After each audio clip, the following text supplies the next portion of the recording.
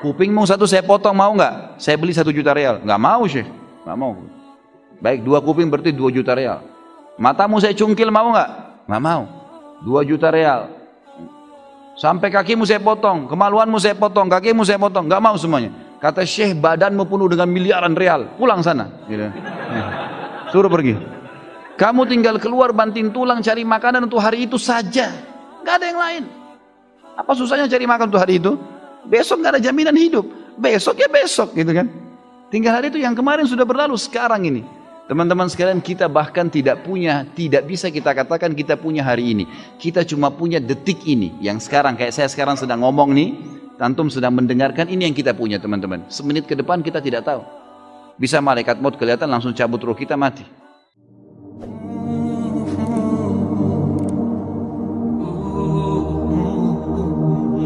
Ustaz, Anda mau tanya, tadi Ustaz menyebutkan bahwa sesama muslim tidak boleh mencela, merampas harta orang muslim. Tapi Anda mempunyai kerabat yang suka sekali membuka aib dan menyebarkan aib keluarga Anda kepada orang-orang. Bagaimana sikap yang harus kami lakukan? Kami bisa memaafkan, tapi celaan-celaan mereka sungguh tidak bisa dilupakan. Kami menghindari bertemu mereka, karena kalau bertemu pun mereka hanya menzalimi kami. Apakah sikap yang kami lakukan salah? Baik, kalau ada orang-orang di antara kerabat kita yang jahat seperti ini, kita boleh menjaga batas atau membatasi hubungan, tapi bukan memutusnya.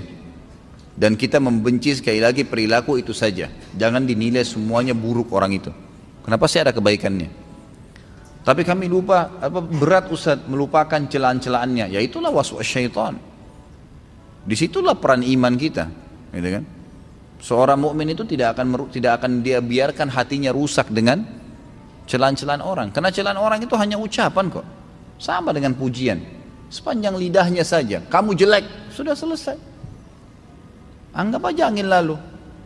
Dia mau bilang jelek, terserah, saya tetap gagah, kan gitu. Bisa saja kita berkata begitu. Saya tetap cantik, saya tetap begini. Kita percaya Allah ciptakan saya begini dengan cara baik. Sudah. Nggak ada sesuatu yang harus berbekas kok sebenarnya. Gitu kan? Lain kalau pisau diiriskan ke badan, jasad kita rusak mungkin.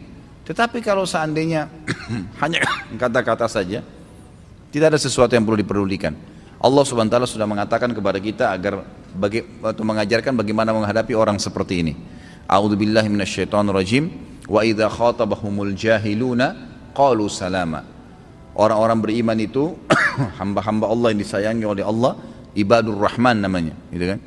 Mereka yang kalau melewati orang-orang jahil, kata ulama tafsir, jahil adalah suka mencaci maki, suka mencela, suka menilai buruk penampilan seseorang, gitu kan?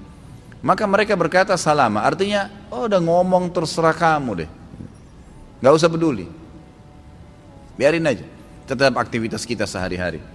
Kita biarin Raqib dan Atid mencatat kebaikan-kebaikan saja. Dia mau cerita terserah dia, hubungan dia dengan urusan dengan Allah Subhanahu wa taala. Dan kita juga harus tahu ya, tadi saya sudah jelaskan ada kadar ya, ada qadha dan kadar. Subhanallah, kejahatan itu juga Allah ciptakan sebagai qadha. Allah ciptakan kebaikan dan keburukan, gitu kan? Dan perlu kita ketahui juga punya kadar. Subhanallah, kejahatan juga punya kadar loh. Kalau dia meninggal, selesai kejahatannya.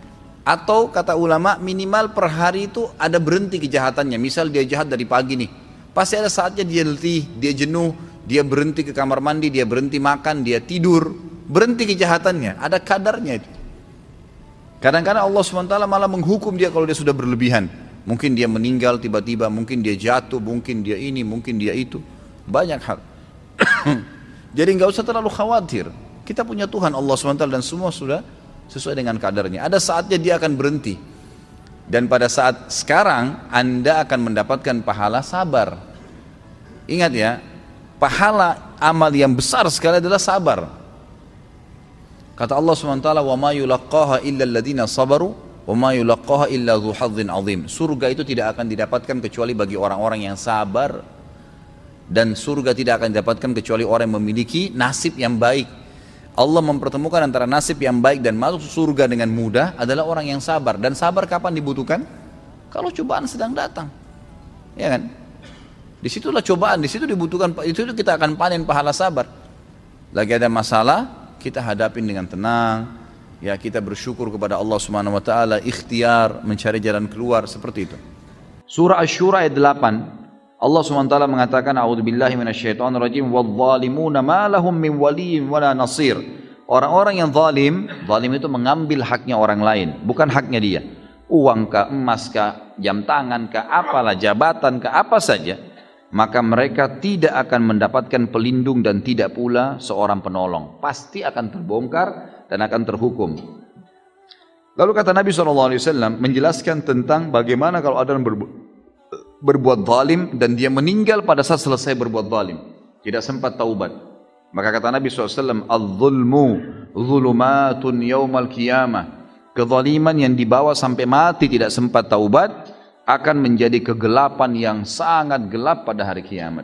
Maksudnya menyulitkan dia, lebih berat lagi kalau di akhirat.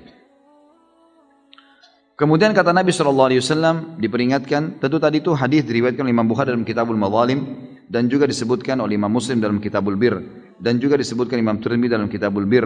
Semua ini dari Abdullah bin Amr radhiyallahu anhu majma'in. Yang kedua hadis riwayat Bukhari dalam Kitab Badi'il Khalq dan juga Imam Muslim meriwayatkan dalam bab itsm. Man zalama syai'an minal ard. Juga dalam kitab Al-Musaqah disebutkan oleh Imam Muslim juga. Jadi Imam Bukhari Muslim intinya. Kata Nabi SAW, man zalama shibran minal ardi tuwiqahu ila sab'i aradin yaumal qiyamah. Barang siapa yang mengambil sejengkal saja tanah secara zalim, patok tanahnya di sini, sengaja dipindahin sama dia, satu jengkal saja dipindahin sama dia, gitu kan? Maka dia akan dikalungkan dengan tanah itu 7 lapis ke bawah. Jadi kalau misalnya diambil satu jengkal kali 10 meter ke belakang, berarti satu jengkal anggaplah 10 cm kali 10 meter itu, kali 7 lapis ke bawah bumi, gitu kan? Semua itu akan dibebankan di punggungnya pada hari kiamat sementara nunggu hisab. Dan itu dia tidak bisa lepas, bebannya akan terasa sampai dia merasa terganggu dan tersiksa dengan itu. Di dalam surah Nisa, Imam Adzaimi mengangkat ayat setelah hadis ini, surah Nisa ayat 40, A'udzubillahi minasyaitonirrajim, innallaha la yadhlimu mithqala dzarrah. Sesungguhnya Allah tidak akan menganiaya seorang pun walaupun sebesar zarrah. Kalau antum sempat buat kezaliman sekecil apapun, tidak kembalikan haknya, tidak taubat, maka akan dihukum oleh Allah SWT walaupun sebesar biji zarrah. Saya sudah pernah bilang, kalau kita sudah pernah berbuat dosa dan kita taubat pun, masih ada konsekuensi pembersihannya di dunia walaupun di akhirat tidak dihisab lagi. Kita pernah ghibah orang nih, kemudian kita taubat sekarang, sudah paham, masuk di pengajian. Jangan heran kalau tiba-tiba dighibah.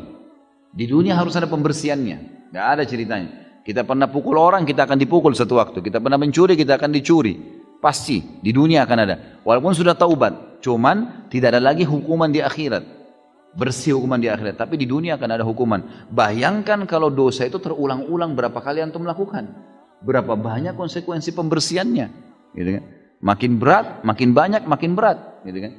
Ingat Nabi Adam AS, apa sebabnya Allah turunkan ke bumi? Gara-gara makan buah yang dilarang sama Allah. Itu saja. Hukumannya turun di bumi dari surga selamanya sampai dia meninggal, anak cucunya semua sampai hari kiamat. Gitu kan? Lihat bagaimana hukuman yang berat. Gitu. Makanya Nabi Nuh AS pada saat dia anaknya tenggelam, dia mengatakan, ya Allah, sesungguhnya dia anakku. Waktu tenggelam kata Allah, dia bukan anakmu hai Nuh, dan saya tidak mau kau termasuk orang-orang yang jahil. Nabi Nuh AS begitu mendengar perkataan Allah ini tidak berani mengangkat kepalanya 40 tahun ke langit. Karena takutnya sama Allah SWT. Hukuman berat dari Allah. Kemudian dikatakan dalam hadis yang lain, hadis ini diriwayatkan Imam Ahmad dalam Musnad dan juga ada hadis ya. Atau ini adalah penggalan dari hadis Aisyah radhiyallahu anha yang panjang. Di antaranya dalam hadis ini disebutkan wa diwanun la yatrukullahu minhu syai'an wa huwa dzulmul ibad. Dan ada satu catatan amal nanti dari buku-buku amal seorang hamba yang Allah tidak akan meninggalkan sedikit pun. Pasti Allah akan hukum pelakunya, yaitu kezaliman terhadap hamba-hamba Allah. Jadi apapun yang antum ambil, antum utang tidak bayar atau sudah mengucapkan janji, hati-hati ikhwah, hati-hati. Ya, saya sudah ingatkan berapa kali. Saya bicara masalah pengalaman pribadi ya. Berapa kali ada orang ikhwah datang kepada saya, Ustaz saya butuh, saya gini, baiklah. Kapan antum kembalikan? Ini insya Allah pada waktu ini. Tidak kembalikan. Subhanallah sakit. Gitu. Depan mata saya, Ustaz tolong maafin saya sakit nih. Saya mau wasiatkan kalau saya mati nanti Ustaz yang mandikan. Gitu. Ngapa kok saya mau mandikan sudah bawa duit saya gitu. Bukan begitu cara taubatnya, kembalikan haknya orang gitu kan. Tapi Allah hukum, subhanallah, di depan mata saya lihat itu. Luar biasa bagaimana Allah datangkan masalah-masalah bagi orang yang tidak berfikir nih. Hati-hati teman-teman, kalau utang niat bayar. Karena kalau punya kemampuan dan sengaja memutar balikan fakta, apalagi memutar kembali menjadi modal baru, jangan pernah coba. Kecuali seizin pemilik harta. Karena kata Nabi SAW dalam hadis ini diriwayatkan oleh Imam Bukhari dalam kitab Istiqrad, ya. Dan juga disebutkan oleh Imam Muslim dalam kitab Al-Musaqah, matlul ghaniyun zulmun, matlul ghaniy zulmun. Penundaan pembayaran utang bagi orang yang sudah mampu adalah kezaliman, masuk dalam ancaman tadi. Di antara kezaliman yang paling besar adalah bersumpah secara dusta agar terbebas dari kewajiban yang harus dibayarnya kepada pihak lain. Sebagaimana sabda Nabi SAW dalam hadis riwayat Imam Muslim, "Man iqtata haqqam mri'in muslimin biyaminihi faqad aujaballahu lahu an-nar." Qila ya Rasulullah, wa in kana syai'an yasira? Qala wa in kana qatiban min arak. Barang siapa yang mengambil hak seorang muslim dengan sumpahnya, maka sungguh Allah telah mewajibkan neraka baginya. Demi Allah punya saya nih, padahal dia tahu bukan punya dia. Sumpah, dia tahu itu punya saudaranya. Maka kata Nabi SAW, pasti Allah akan masukkan dia, wajibkan neraka baginya. Kecuali kalau dia taubat, dia kembalikan. Ditanyakan kepada beliau, para sahabat mengatakan, ya Rasulullah, sekalipun sesuatu yang sedikit saja. Kalaupun dia zalim, misalnya diambil punya temannya, sempat dulu dia nipu misalnya. Beliau mengatakan, walaupun hanya ranting kecil dari kayu arak, siwak. Seperti kayu siwak, seperti itu saja, tetap akan terharamkan, dia akan diwajibkan masuk neraka. Apalagi kalau sudah ngambil mobil, motor, apalah, ya, harta warisan, tanah lah, macam-macam. Dan untuk apa teman-teman sekalian? Untuk apa? Untuk apa ini coba? Kita ini sebenarnya teman-teman sudah dimanjakan sama Allah. Saya jelaskan pada pertemuan yang lalu, kalau masih ingat kan, salah seorang syekh pernah didatangi di Saudi dan dikatakan, "Syekh, saya orang miskin." Kata syekhnya, "Kau orang kaya." Dia bilang, "Saya orang miskin, Syekh. Saya nggak ada makanan hari ini." Kata syekhnya, "Kau orang kaya." 3 kali dia bilang, "Syekh, saya orang miskin. Demi Allah saya miskin, gak ada makanan." Kata Syekh, "Demi Allah kau kaya." Kaget dia. Kenapa Syekh sumpah? Saya lebih tahu keadaan saya. Kata Syekhnya, "Kau memang kaya. Demi Allah kau kaya." Dia bilang, "Mana buktinya Syekh? Anda bisa tahu saya kaya?" Kata Syekhnya, "Baik, berapa jari yang kau miliki?" Kata dia, 10. "Mau nggak kamu saya beli, potong 1 jarimu, saya kasih 1 juta real." 1 juta real 3 miliar ya. Potong jarimu 1, saya bayar 3 miliar. Mau nggak? Nggak mau Syekh. Baik, kalau kau tidak mau, berarti kau punya 10 juta real. 30 miliar tuh. Kupingmu 1 saya potong, mau nggak? Saya beli 1 juta real. Nggak mau Syekh. Nggak mau. Baik, 2 kuping berarti 2 juta real. Matamu saya cungkil, mau nggak? Nggak mau. 2 juta real. Sampai kakimu saya potong, kemaluanmu saya potong, kakimu saya potong. Nggak mau semuanya. Kata Syekh, badanmu penuh dengan miliaran real. Pulang sana. Gitu. Suruh pergi. Kamu tinggal keluar banting tulang cari makanan untuk hari itu saja. Gak ada yang lain. Apa susahnya cari makan untuk hari itu? Besok gak ada jaminan hidup. Besok ya besok gitu kan. Tinggal hari itu, yang kemarin sudah berlalu, sekarang ini. Teman-teman sekalian, kita bahkan tidak bisa kita katakan kita punya hari ini. Kita cuma punya detik ini. Yang sekarang, kayak saya sekarang sedang ngomong nih, antum sedang mendengarkan, ini yang kita punya teman-teman. Semenit ke depan kita tidak tahu. Bisa malaikat maut kelihatan langsung cabut roh kita, mati. Bagaimana orang bisa merasa aman dengan mengambil haknya orang lain sampai besok, sampai lusa, menganggap tidak ada masalah dan seterusnya. Ini bahaya sekali. Baik. Kemudian Nabi SAW juga mengatakan, "Man ista'mal," dalam hadis riwayat Muslim, "Man ista'malnahu ala amalin fakatamana mikhyatan fama fawqahu kana gululan ya'ti bihi yaumal qiyamah." Barang siapa yang kami pekerjakan untuk suatu pekerjaan, lalu dia menyembunyikan sebiji jarum saja, kata Nabi SAW, atau lebih dari itu, maka itu adalah mengambil secara khianat yang akan dibawanya pada hari kiamat, menyiksa dia. Hadis Nabi SAW yang lain, maaf kita selesaikan baru kemudian di azan. Hadis ini diriwayatkan sudah ditakhrij, disebutkan dalam oleh Imam Bukhari, Imam Muslim tentunya, sudah ditakhrij di dosa besar nomor 19. Kata Nabi SAW, "Inna syamlata allati ghallaha latashta'ilu alaihi nara." Faqama rajulun faja bi syirakin kana akhdhuhu lam tusibhu al-maqasim faqala syirakum min nar. Ingat waktu kisah yang lalu ya, ada seseorang yang mengambil harta rampasan perang. Wa qala rajulun ya Rasulullah, in kutiltu sabiran muhtasiban muqbilan ghairu mudbir. atukaffiru anni khataayaya? Qala na'am illa ad-dain. Sesungguhnya sehelai sarung selimut yang diambil oleh seseorang, ingat kisah kemarin ya, budaknya Nabi SAW yang terbunuh dengan panah, yang meleset, lalu sahabat bilang orang ini di surga. Kata Nabi SAW tidak di neraka. Ternyata ditemukan ada satu sapu tangan yang diambil secara khianat dari ghanimah. Gitu kan? Kata Nabi SAW dia masuk neraka. Sesungguhnya sehelai sarung selimut, maksudnya sapu tangan, yang diambil secara khianat niscaya benar-benar akan menyalakan api baginya. Lalu seorang laki-laki berdiri lalu datang dan membawa sehelai tali sendal yang diambilnya yang tidak masuk dalam pembagian, bukan haknya. Maka beliau bersabda, tali sendal ini kalau kau tidak kembalikan akan membakarmu di api neraka. Ada seorang laki-laki mengatakan kepada Nabi SAW, ya Rasulullah, jika saya mati dalam perang ini, lagi di kancah peperangan, dalam keadaan sabar dan mengharapkan pahala kepada Allah dengan penuh keberanian dan tidak pernah mundur, apakah dosa-dosaku digugurkan dariku? Kata Nabi SAW, iya, kecuali hutangmu. Kalau kamu hutang, nggak ada ceritanya. Haknya orang harus dikembalikan. Kemudian dua dalil atau tiga dalil penutup teman-teman sekalian adalah hadis Nabi SAW riwayat Imam Bukhari.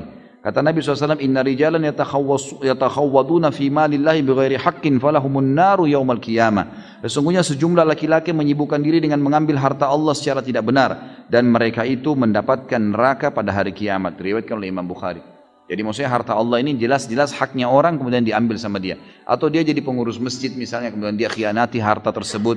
Banyak orang yang mengeluh dengan saya begitu. Ustaz, masjid dekat saya ini di-upgrade harga, perbaikan ini, perbaikan itu dan seterusnya. Ini bagaimana hukumnya? Bagaimana caranya?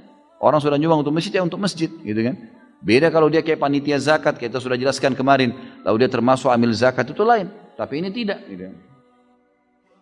Kemudian hadis yang selanjutnya adalah hadis riwayat Imam Bukhari Muslim, la yadkhulu jannata lahmun nabata min suht an-naru aula bihi. Tidak akan pernah masuk surga daging yang tumbuh dari harta haram, neraka lebih utama baginya. Dalam hadis lain ditambahkan 3 kali Nabi ulangi, neraka lebih pantas baginya, neraka lebih pantas baginya.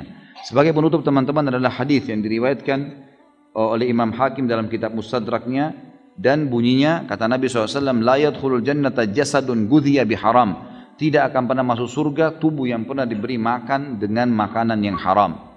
Lalu Imam Madhabi menutup sambil berkata, dan termasuk dalam dosa besar ini adalah para pemungut liar atau pungli, bea cukai yang liar-liar mengambil orang lalu meloloskan barang yang dilarang dengan cara membayar dengan ini, perampok jalanan, pencuri, pengangguran yang minta-minta dari orang lain sementara dia sebenarnya tahu dia bisa bekerja, sengaja minta-minta, pengkhianat dan penipu, orang yang meminjam sesuatu lalu mengingkarinya, mencurangi timbangan dan takaran, pemungut sesuatu lalu mengambilnya dan tidak mempublikasikannya, yang kita bahasakan luqata, barang yang saya bilang kalau temukan HP jangan disentuh, kalau disentuh lalu langsung diambil tidak dipublikasikan berarti sama dia mencuri.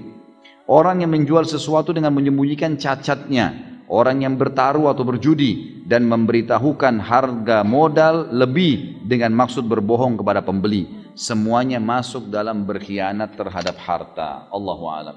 Mudah-mudahan Allah selamatkan kita dari sini. Subhanakallahumma bihamdika asyhadu an la ilaha illallah astaghfirullah wa atubu ilaih. Wassalamualaikum warahmatullahi wabarakatuh.